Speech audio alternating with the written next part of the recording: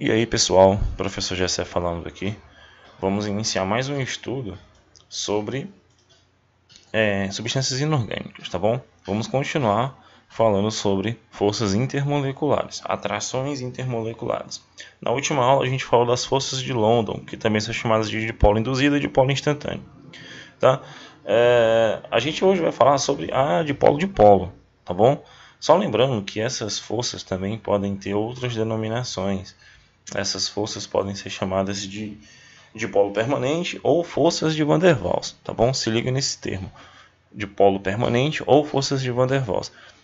Normalmente ele usa essas determinações, então você tem que estar sabendo o que é. Normalmente é dipolo-dipolo, mas pode vir dipolo permanente ou forças de Van der Waals. Eu coloquei aqui um exemplo, tá? Um recipiente com HCl, tá bom? Que é o ácido clorídrico líquido, tá certo?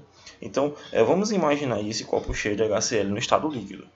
Se a gente tem esse recipiente aqui no estado líquido, né, o líquido que está dentro, né, gente? Se a gente tem líquido, é porque existe uma atração entre suas moléculas.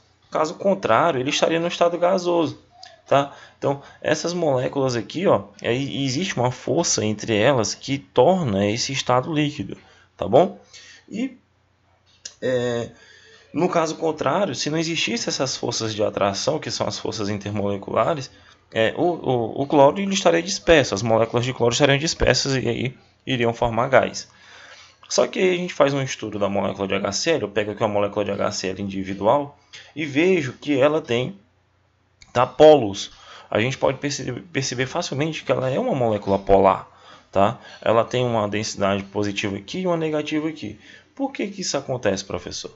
Isso acontece porque essa molécula aqui, ela tem diferença de eletronegatividade, tá? Ela tem essa diferença de eletronegatividade. Então, aqui no hidrogênio, tá? Eu teria um elétron e aqui também eu teria um elétron. Aquela historinha toda, né? Eles vão compartilhar, mas só que como o cloro ele tem uma eletronegatividade maior, ele vai atrair o polo negativo para ele, uma densidade negativa para ele, tá bom? Então, eu tenho uma molécula polar. Logo, tá? Deixa eu só colocar aqui rápido para vocês, desculpa. Logo, ele vai formar um tipo de interação. A parte positiva dessa molécula aqui vai se unir com a parte negativa da molécula vizinha de HCl. Eu não vou ter uma única molécula de HCl dentro de um recipiente, eu vou ter várias, milhares, mols e mols, tá? Que é uma quantidade absurda. Então, essas moléculas, a parte do cloro, vocês estão percebendo aqui que o cloro ele está próximo aqui do hidrogênio, então a parte negativa se junta à parte positiva, né? Cargas opostas se atraem. E essa interação entre as moléculas é chamada de dipolo permanente, tá? Ou dipolo-dipolo. Por isso que eu coloquei aqui dipolo permanente, para que a gente consiga ver as duas determinações. Então, a ligação, a atração entre elas duas, tá? É a força intermolecular do tipo dipolo-dipolo. Ela é um pouquinho mais forte do que a dipolo induzida, né? Que é entre moléculas apolares.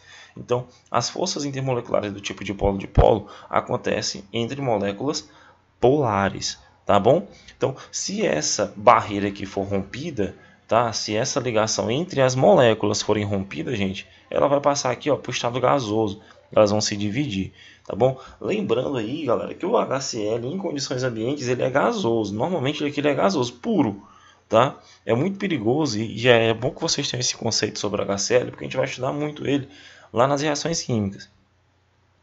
E no estado gasoso puro, na temperatura ambiente, ele vai para o estado gasoso. Isso é muito perigoso, tá? O ponto dele se transformar em líquido é menos 85 graus Celsius. Então, é uma temperatura muito baixa para que ele esteja líquido assim, ó.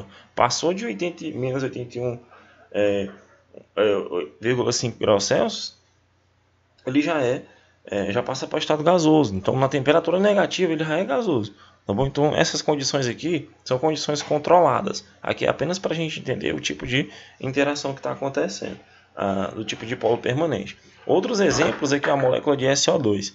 Tá? Eu tenho aqui a molécula formada por oxigênio e enxofre. Eu coloquei aqui o enxofre em vermelho e o oxigênio em azul. Tá? Por conta da eletronegatividade, o oxigênio é mais eletronegativo, a densidade negativa fica nele, galera. Ó.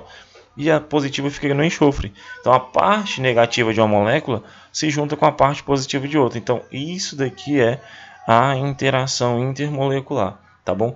Isso daqui é que atrai elas duas e forma aí o momento de dipolo permanente, tá certo? Então essas moléculas, elas se atraem, tá? É um tipo de interação que acontece entre moléculas polares, tá? Entre moléculas polares, certo?